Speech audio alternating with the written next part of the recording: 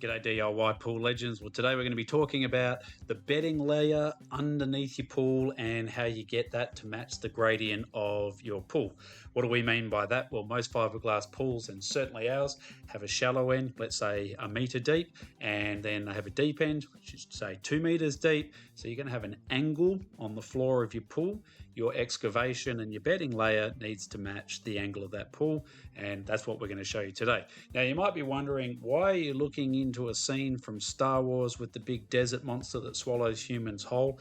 Well, we thought we would show you how to do the bedding layer in probably the hardest type of excavation you can do, which is into rock. And as you can see, it is far from a beautiful rectangle that 90% of people are putting in pools. They're going to have a beautiful sand or clay rectangle to work with. No such luck for this one. With rock, you get blowouts in the walls where the excavator's scraping out a small part and a huge chunk comes out. So that's why it looks like it does. Believe it or not, that is the hole for a 7 metre pool. And if you've got rock, it can be done. It just gets a little bit trickier. Now, what is the bedding material, and what is the job of the bedding material? Is basically that is what the floor of your pool is going to rest on. And you've got 20, 30, 40, 60, 80,000 litres of water or 80,000 kilos of weight pushing down onto that floor. You need to make sure that the bedding is nice and level and it does match the gradient of your floor. Now, to do that, you don't need to have a degree in quantum physics. It is straightforward. You do need to head down to your local hire shop and grab a hold of a laser leveler, ask them for a screed bar. You're going to need a shovel. These aren't expensive things to hire. You definitely don't want to work off a tape measure or using the iometer with the good old Shilby Right. There's times where the Shilby Right is bang on the approach to use. This isn't one of them. Grab the laser leveler. Now, if you're wondering, well, what materials do you use on the bedding layer? Well, check out our video on that. It goes right through it. The Australian standards is really specific about the materials that you can and can't use. It doesn't need to be compacted and it doesn't have any cement stabilisation in it, but make sure you follow the materials that you can use in the Australian standard. Now, for this particular install, the installer is using 5mm stone. That's his preference. Other installers use different materials. There's no right or wrong, as long as it's compliant with your Australian standards. So what is the installer up to? So first part is marking out. If we're in the shallow end, well, let's say that the shallow end of the pool is 1 metre deep. Normally you would have a 100mm layer of bedding material underneath the pool. Now that can change if you've got clay or reactive soils, and we provide engineering supplements explaining what to do there. You definitely don't want to use a standard installation if you've got H1, H2 type soils, because you will have some problems. Again, super easy to resolve when you're putting the pool in. It's not a big issue, but if you don't do it, it will cause you some problems down the track. All right, what is our installer up to? So he's measured out, as you can see in the beginning of the video, different spacings down the length of the pool wall. That's what those lines were going onto the pool wall. And using your gradient, let's say the gradient's 100mm per metre, then in this instance, it's going to come down, say 3 metres, or the length of your screed bar, and go, well, that part 3 metres further down towards the deep end needs to be 300mm lower than the marks that he's put in the shallow end.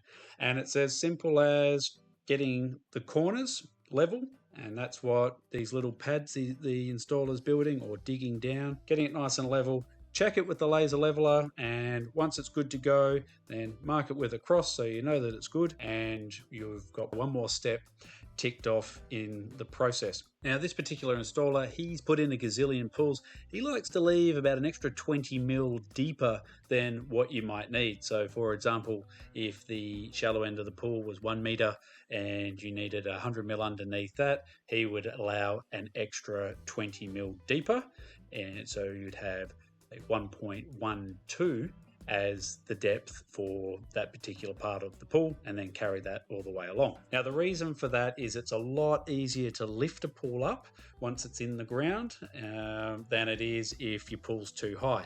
If your pool's too high, you crane it into place and it's sitting 40 or 50 mil above where you want it to be. The only solution with that is to have the pool lifted back up, and you scrape out a bit of the screed or the bedding and get it nice and level. You put it back in. Crane operators call it teabagging because sometimes the pool can go down and up and down and up. Best just to, I think, follow this particular example of it allowing a little bit lower, because if your pool is a bit lower, and check out our video on how to raise a pool once it's in the ground, then it's pretty easy to do, and no teabagging. Sad news for Lipton and milk and everything else because less cups of tea, but good news for you because cheaper with the crane and less time. Happy days.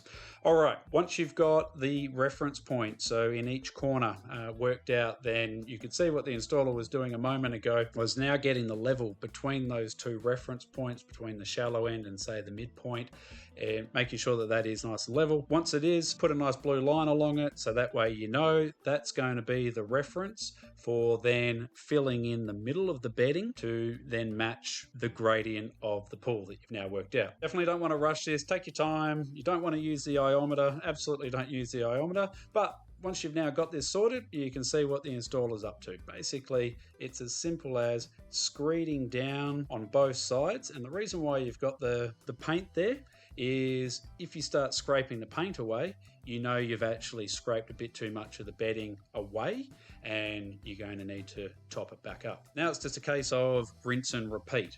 So at the midpoint of the pool, doing the same thing, creating those 4 reference points, then putting your blue line in, screeding down, and then rinse and repeat in the deep end as well. So really important when the pool arrives is to measure the shell on arrival as well. Fiberglass pools are manufactured effectively by hand. They're hand sprayed with fiberglass guns.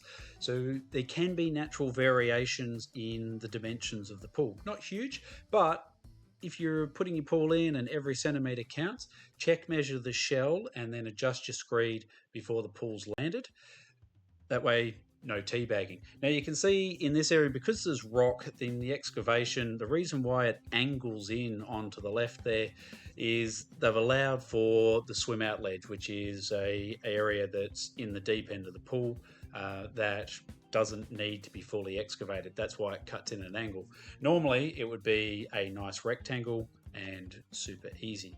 So that's it. That's getting the bedding layer of your pool sorted. It is an important one to take your time with.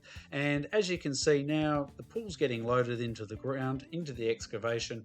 It goes straight in. The levels were pretty much bang on. They were out by about 20 mil in the shallow end and about 25 mil in the deep end. That's what the installer allowed for, so that way you could then lift the pool up and get it to that nice level without any teabagging. So there you have it. That's how you get your bedding layer done for your pool.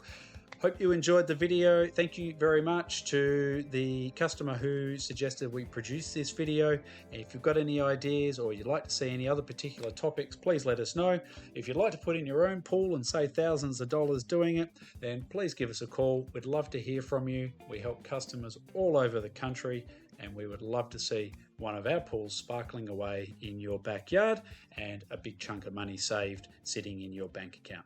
See you, DIY Pool Legends.